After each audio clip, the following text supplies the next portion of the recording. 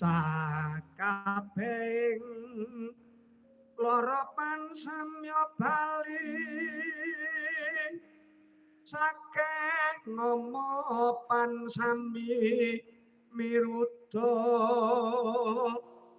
welas asih pandulune saking praja luput kadi kapuk tibaning wesi saking wisatawa satunggal tutut kayu aeng lemah sangar songing landak kuwaning wong lemah miring miang pakuponing marang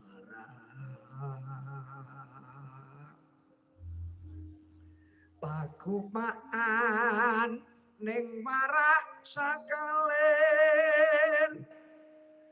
nadyan arca miang segara asat temahan rahayu kabeh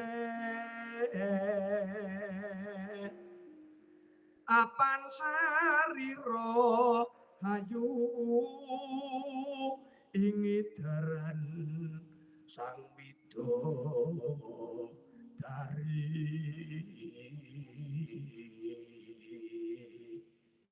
rinaksa malaikat sakadaing rasul pandadi sarira tunggal ati adang atiku bagindo esis pangucapku ya Musa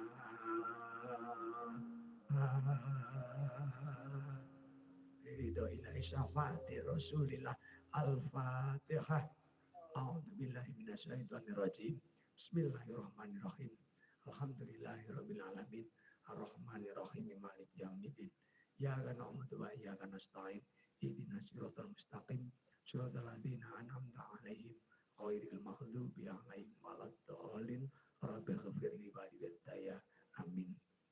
Gong apa tira pamundutan saka kadang sanak ing pakis daduwene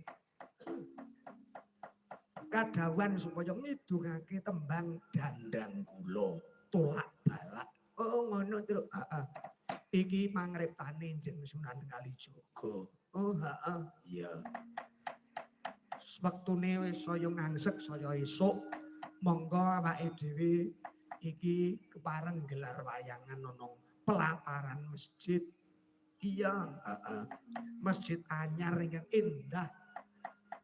Iya.